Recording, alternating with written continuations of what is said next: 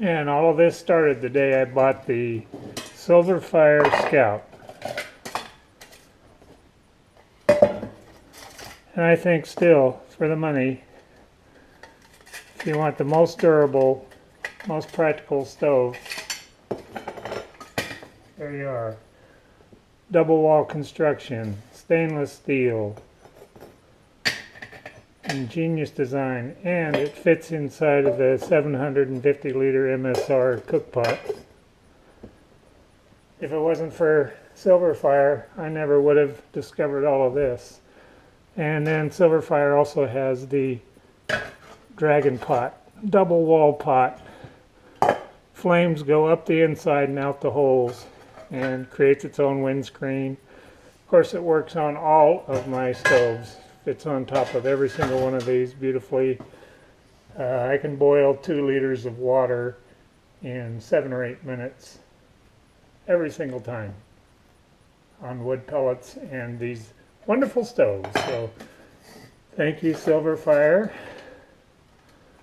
Awesome stove.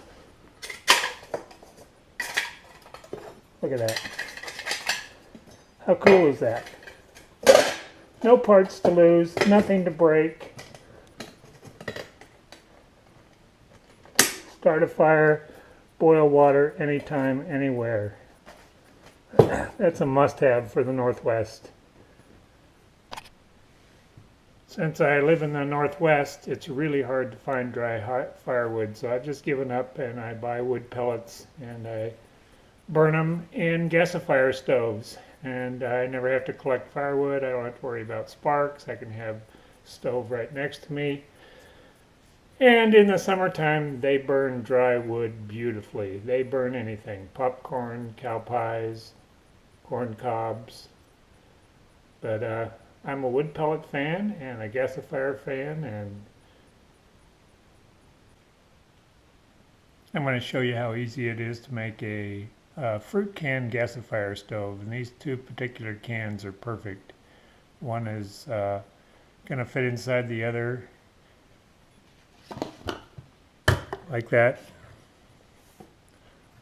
and then you can see that one is taller than the other, so that'll be just perfect.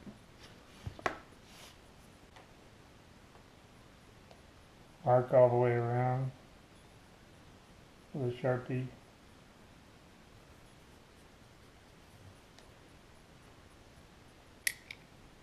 I start by opening the big can, but I don't want to use a can opener and cut the top clear off, so push in the church key just so I can get my next tool in there. That's the hole that we're going to cut out. And now I cut an X into the middle can, the big can.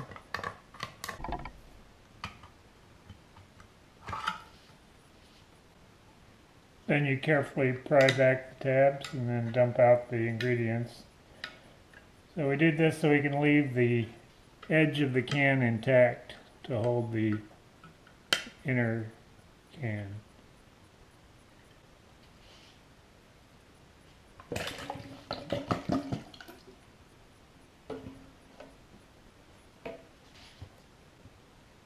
This can's really easy to open, and I'm going to mix them and live dangerously. There's a delicious snack for later. Now I'm going to trim away the tabs. I pushed a couple in so I could get started, and you want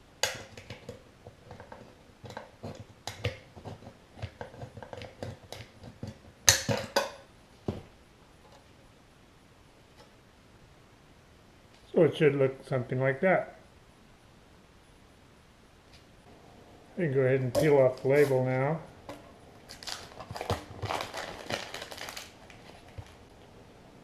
And the next step is to make this can fit inside of that one tightly. In order to do that, we're going to cut little slits all the way up to the red line. So these are going to be about 3/8 of an inch apart, 1/4 of an inch, whatever. Just go to the red line. Don't go past it. Now just bend all the tabs inward, all the way around. This can opener works really good. And you can make the tabs a little longer if you want as well. Now it's ready to insert the other can, but not until we drill all the gasification holes and vent holes. The next step is to drill holes in the bottom of the outer can. That's where the air is going to go into. They're the only holes that are going to go in this can.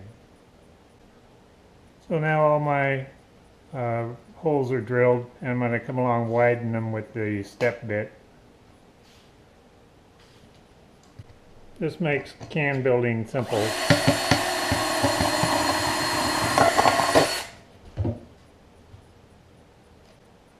So the bottom is done. I drilled 15 holes. That's going to breathe really good. And you can take a file and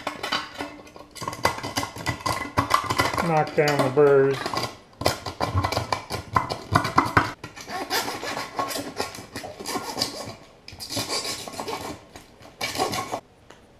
Now I'm taking the small can and I'm going to drill gasification holes in the top of the can about 1/2 an inch or so down from the top.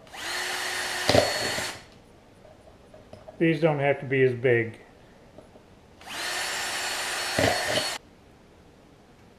So those are my pre-holes drilled there. There's about 14 of them. Now I'm going to make them a little bit wider.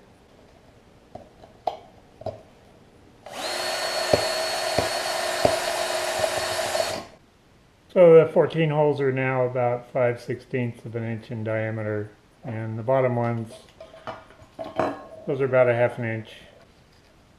And you want to deburr this. Just use your file, go back and forth across the inside. So you want these holes to be wide open and good airflow. And the last step is to drill a bunch of holes in the bottom of the inner can so that it can breathe. That's going to be the grate.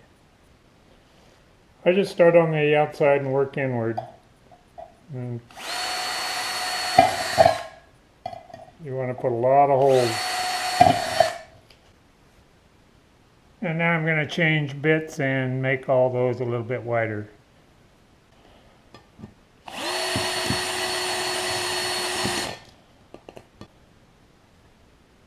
So these holes are just slightly smaller than the wood pellets, but they won't fall through there. But you want to get them as big as possible without letting your wood pellets fall through.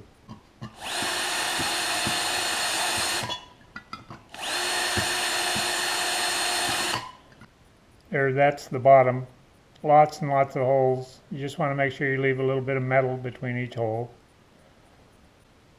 So it's completely finished. We have our holes in the bottom of the big can and our lip finished. We have our holes in the bottom of the inner can and the gasifier holes 1/2 an inch down from the top. So when it's together, it's going to look like that. You want the bottom to be up above the intake holes on the outer can. With just a little bit of effort, and you can slip the cans together and push it all the way down.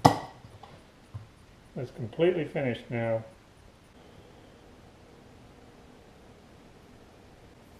And you can make a very simple pot stand out of this is out of a quart juice can, pineapple juice. It fits right on top. Done. Flames come out here, your pot sits on top. And also it fits over the other can, so I love that. And you can also make a chimney can. This is also a pineapple juice can. I left a little ring in the bottom of it so it sits right on top. So the chimney draws heat up and really makes a huge flame. If the stove is struggling, you can put this on there. You can put this one on there for cooking. It also creates a updraft. I like to use rubbing alcohol to light my stove, my wood pellet stove, so I'm going to do that for you. And I'm going to start with 1 scoop of pellets, put a little bit of alcohol on these and shake them, and dump. Now it's ready to light.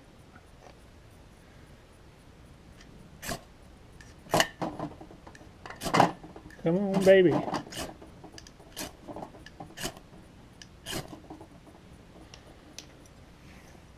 So it took me 8 scrapes or so, but sometimes I get it on the first time. I didn't put a lot of alcohol in.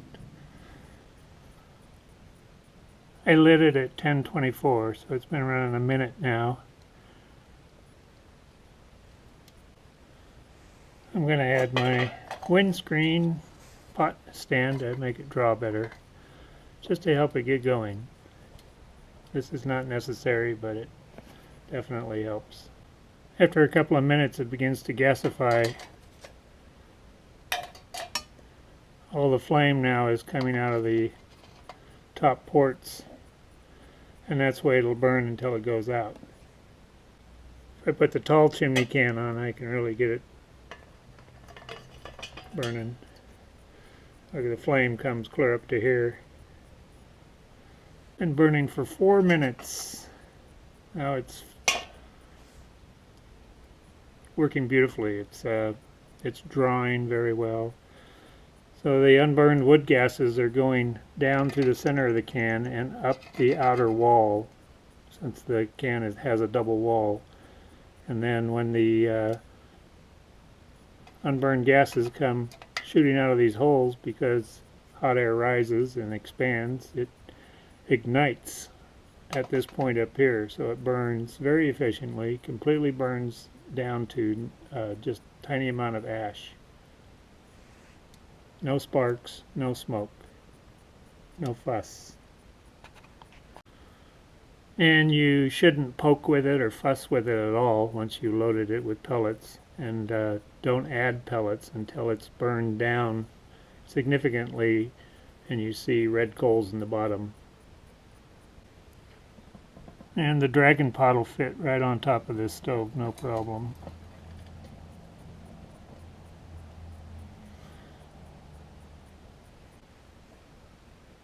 I lose a lot of things when I go camping, so I put pink tape on all of the utensils and things that I lay on the ground, and then I can find them again. This is an oven liner that you can purchase for $1. It's that big, and it makes a really good windbreak and also a heat reflector, so you can capture all of that wonderful heat and have it thrown back onto you. The stove's been burning for 10 minutes now, and it's really doing good. I'm really happy with this little fruit can stove. The stove is just beginning to die down now. It's been about 12 minutes. It's funny, they burn the brightest right before they start to burn down, but there's still lots of coals, lots of pellets in the bottom. The flames will stop, but they'll still put out heat. So now it's been 13 minutes and it's completely stopped flaming. There's still a lot of heat coming off of that. And you can't relight it until it's burned down a little bit more. I think the best thing to do is just let it go out and start another stove, or wait for this to completely die down before relighting. So it's been going for about 18-19 minutes now, and it's nearly done. There's still quite a bit of heat coming out of there, and it may relight, but it's definitely got enough flame that comes out of it to cook something or heat up your water. So it's been about 29 minutes. The stove is completely out. I can just see a couple of embers left. There's hardly any ash, and that was the perfect burn.